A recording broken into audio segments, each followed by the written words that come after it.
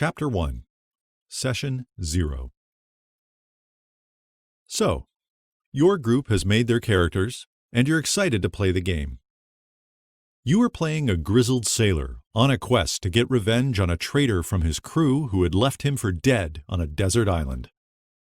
Your friends have made a priest seeking to destroy an undead cult who are ravaging her village, a thief who is hired by the governor for one last heist in exchange for having his name cleared of his past charges, an officer of the Intergalactic Trade Federation, a cyborg who has just developed a sense of self, and, for some reason, a giant squid that likes to play the drums. Furthermore, you take a peek at your game master's notes before he quietly puts them away to find that he had prepared a story in which the players were hunting werewolves that had been attacking the people of a sleepy town in Victorian England. What's going on? It's always important to have what is referred to as a Session 0 before playing a tabletop RPG.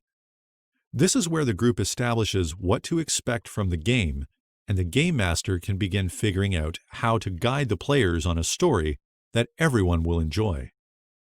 Effectively, Session 0 is where everyone gets a say in what type of story everyone will be building together. It's never fun to make a character based entirely around intrigue and smooth talking to find that the entire game will be played in an underground tomb filled with traps and monsters that have ensured that there will be no one here to talk with except the other party members. So now, you have to either remake your character or resign yourself to the fact that this character just isn't going to be useful in a hack-and-slash dungeon crawl. The biggest elements that should be established in a Session 0 are: what game are we playing? D&D? Star Wars? Shadowrun? Something else? Behavior and expectations, table etiquette, setting a schedule. Are there any homebrew rules that will be used? What kind of campaign is this? Dungeon crawl? Intrigue? Heist? What is the setting for this story? Tip number 1. Always have a Session 0 to make sure that everyone is on the same page. This will make your games go much smoother and align with everyone's expectations. What kind of group are we? Types of players. Just as there are countless types of people, there are countless types of RPG players. While few groups will ever be exclusively and entirely comprised of one distinct type of player, most groups tend to average and fall into one of 5 primary categories. It's important to recognize your group's tendencies, while also not being afraid to push them slightly. A group that is more prone to give a lengthy and passionate speech to the attacking monster than fight it could benefit from someone who prefers combat to roleplay. Similarly, a group that exists only to fight everything in their path regardless of any kind of story could benefit from someone who uses roleplay to add more story to their game. Tip number 2. Few RPG groups are made exclusively of one type of player. Learning the players' types will give you a better idea of what type of game a middle chord can make while appealing to everyone at the table. Tactical wargamers. The map has been laid out in exhausting detail, and all the measurements are accurate to scale. These players love combat scenarios that are large and allow them to show off their strategy skills. The party's resources are meticulously tracked, and all of the preparations are being made for the big showdown. These players care less about the combat itself than they do the joy of seeing a strategy, preferably an intricate one, pay off. Expect some high-level play, and be prepared to come up with some ideas of your own. Tip number 3. If your group prefers highly tactical games, you will want to start clearing space for your next addiction: miniatures. These figures are a tactician's dream come true. Beer and pretzels. This group is incredibly relaxed and more prone to silly banter than anything else. They enjoy a good story as much as they enjoy combat because these players are, above all else, just having a good time with their friends. There's no need to get deep and dark with your story, and the rules are likely to be similarly light as well. If everyone's having fun, then everyone wins. Tip number 4. Beer and pretzels, soda and crackers, wine and filet mignon. Whatever your version of fun and casual snacking and gaming is. Side note, if your group prefers wine and filet mignon, let me know if you are looking for another player. Thespians. Whether fantasy or real life, all the world is a stage. The thespian group knows this all too well, and make characters with deep and interesting backstories. There will likely be some combat, but character development and interactions are the primary things that this group looks for in their RPG experience. Expect these players to play their character to a fault, even if it means making less than optimal decisions, and invest heavily in the world's lore. Tip number 5. Voices, costumes, and dramatic monologues aren't required to play a TTRPG. However, if that's what you find fun, then by all means go for it. You may be surprised how many other players join in. Murder hobos. It's impossible to have too much combat, and the players that have affectionately come to be known as murder hobos spend most of their time out of combat preparing for the next fight. These players want to unwind and de-stress by plowing through as many enemies in the game as possible. They're unlikely to engage in much role-playing, but that doesn't mean they can't fit within an RP group. Just keep conversations to the point and give them plenty of combat. Tip number 6. While the term murder hobo is part of a time-tested tradition, it's not entirely a bad thing. The earliest RPGs were all about these types of characters. These are especially good options if your group is only able to meet for a couple of hours at a time. Power gamers. These players have mastered the game system and know the rules by heart. The power gamer, also known as min-maxers or munchkins, but we'll dissect this later, wants to be the most powerful character possible. They want to find the most powerful items, defeat the most powerful enemies, and show off their coolest abilities. Giving these players these kinds of opportunities is sure to get them excited. Tip number 7.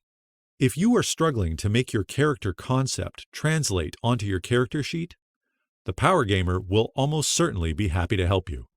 Their understanding of the game's mechanics is second to none. What kind of story do we want to tell? Now that we know what kind of players are in our tabletop group, it's time to figure out what kind of story we want to tell. Talking openly to find what type of story most appeals to everyone in the group is a great way to make sure that everyone is fully engaged in the game. Once we focus in on what kind of story is being told and TTRPG game system is being used, we'll be ready to start making a character that will fit perfectly. Tip number 8. Make sure that everyone is given a fair chance to vocalize what type of game they do or don't want to play in your Session 0. Tone and setting. The game's tone and setting is the primary consideration when coming up with an RPG character. It's slightly awkward if you make a character who is a vampire hunter, but the group wants to play a game in which everyone plays as pirates seeking buried treasure. By all means, feel free to have your characters stand out with their own unique backstory and motivations, but it's prudent to do so in a way that fits with the campaign that everyone has decided to play. Tip number 9. Make characters that are tied to the game's setting and tone in some way. It's hard to tell a horror story in a game like Call of Cthulhu if you were playing as a character who is incessantly loud, awkwardly comedic, and covers everything around them with glitter. Story expectations and the group.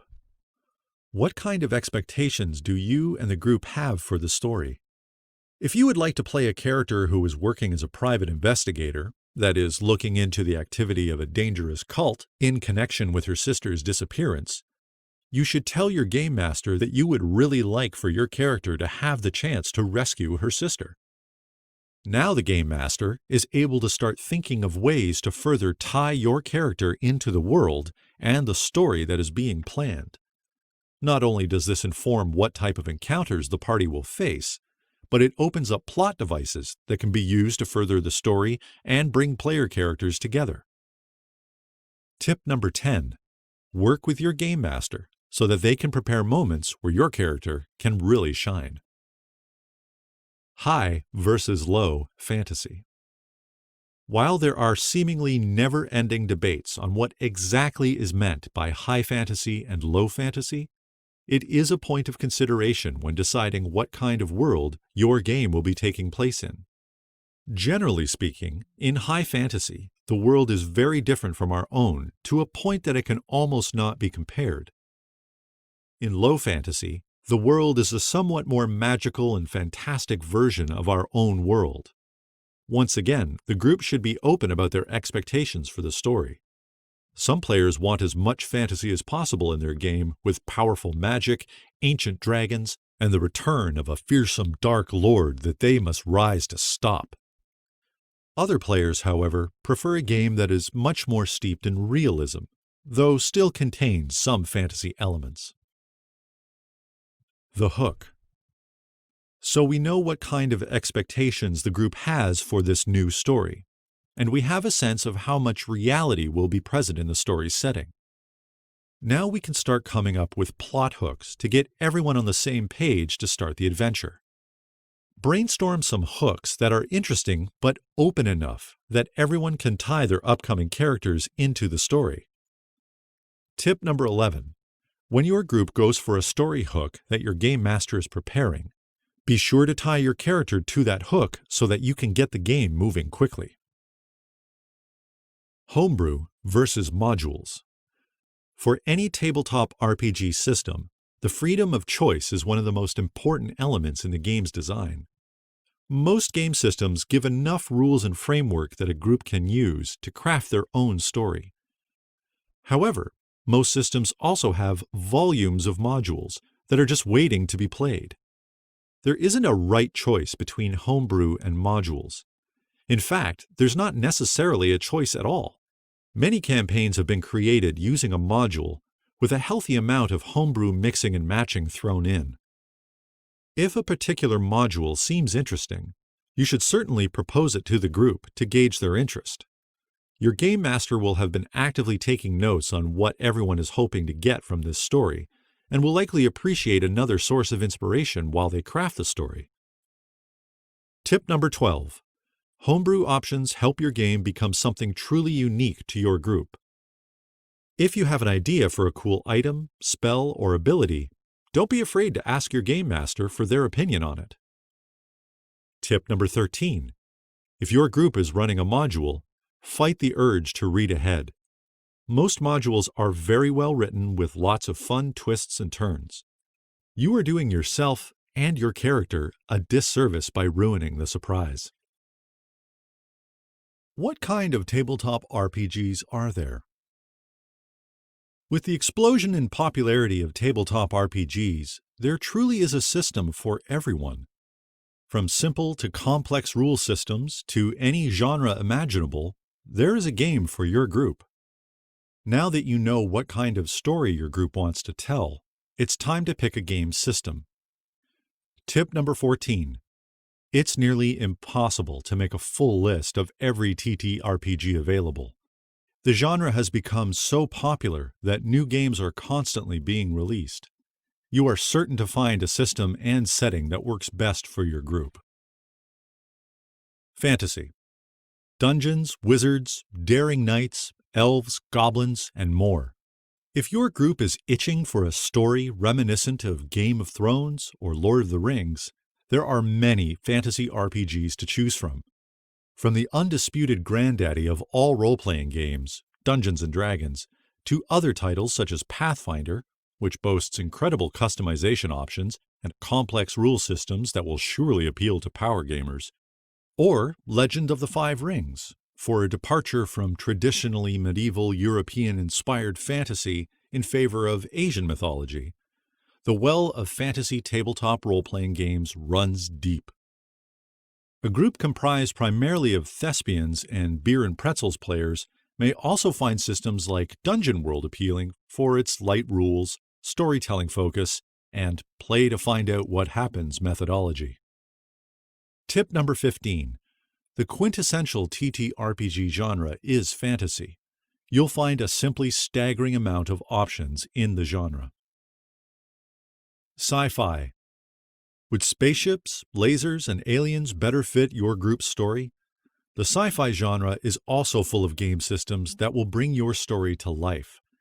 Naturally, Star Wars is a standout title in the genre, and there are several Star Wars RPG systems to choose from.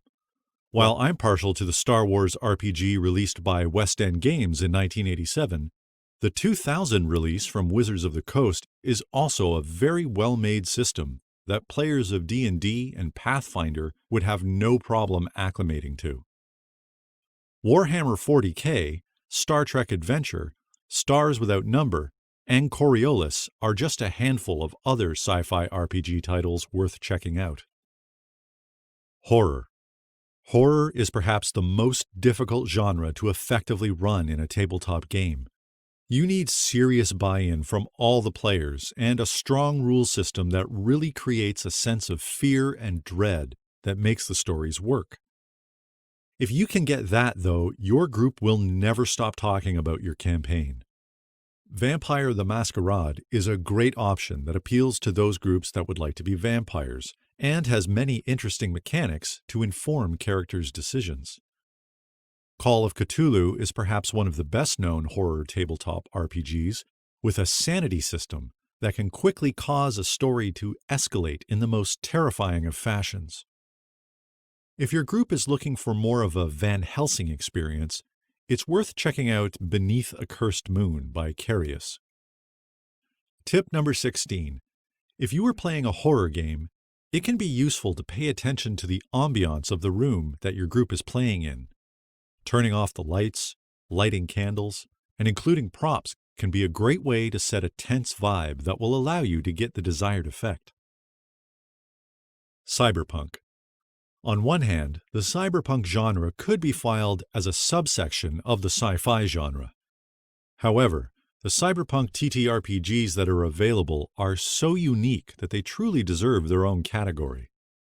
Often taking place in high-tech dystopian futures, the action and techno-wizardry contained within tabletop games like Cyberpunk 2020 or Shadowrun is certain to get your group's blood pumping through their cybernetic veins.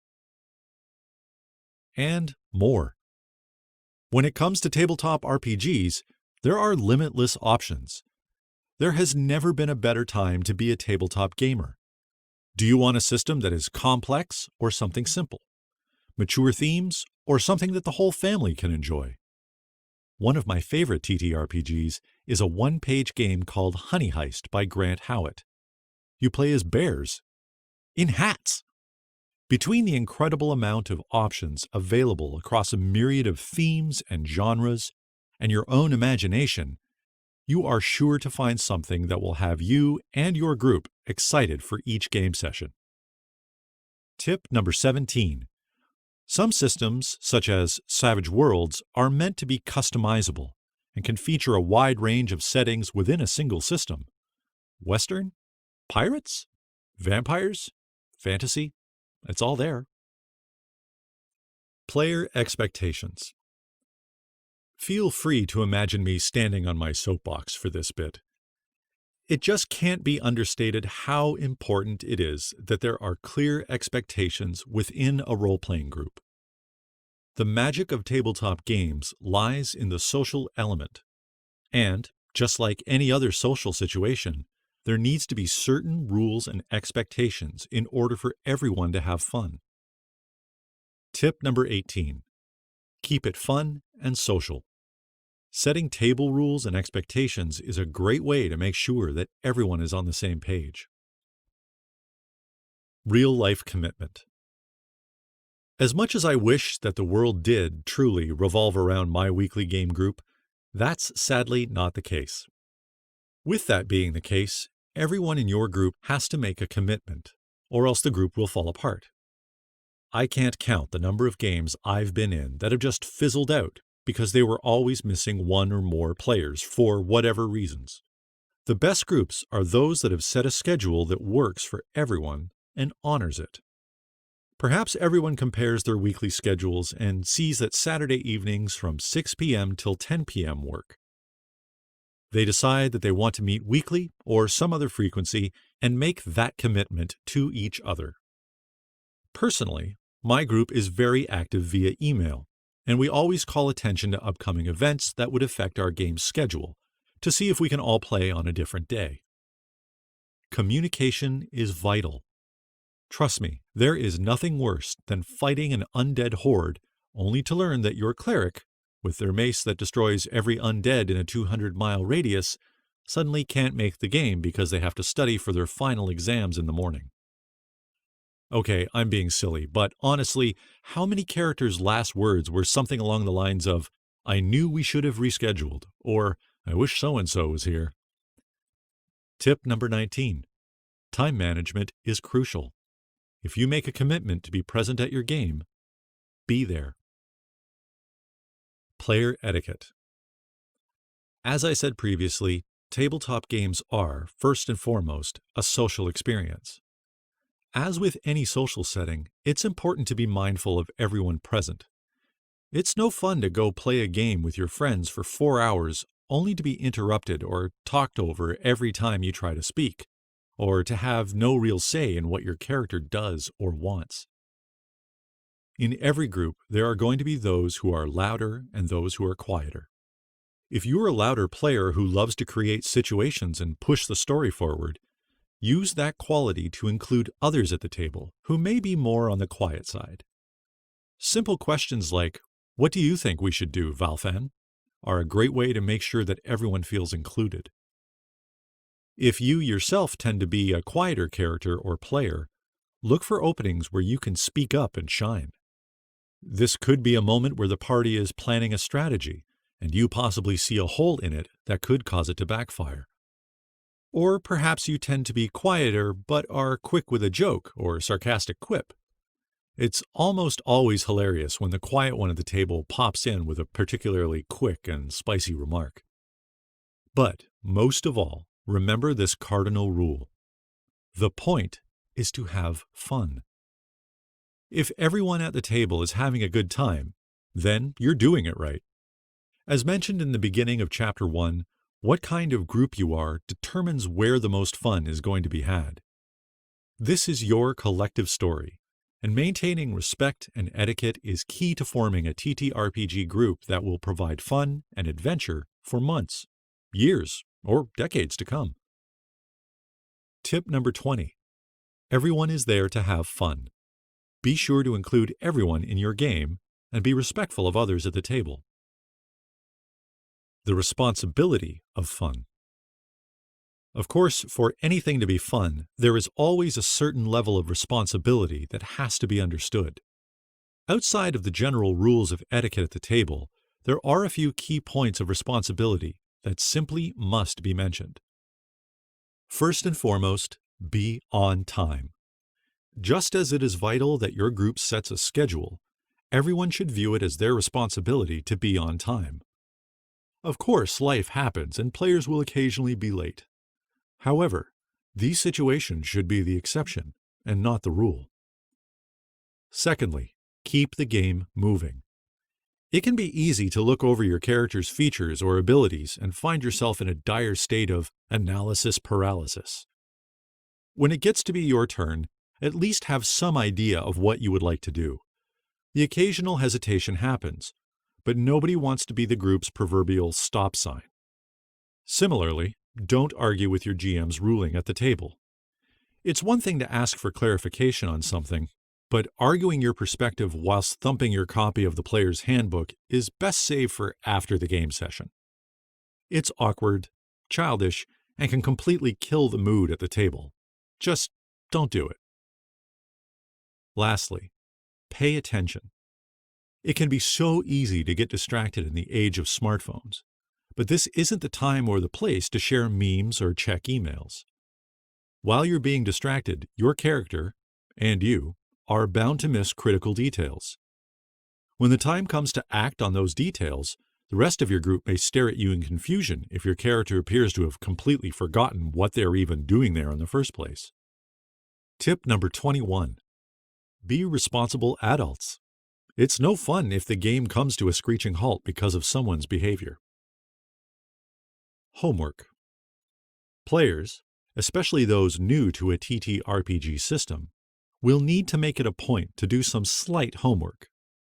Nobody's expecting you to immediately memorize all of the ins and outs of a system after your first time playing it. However, it is highly recommended that you learn a few basic things early on.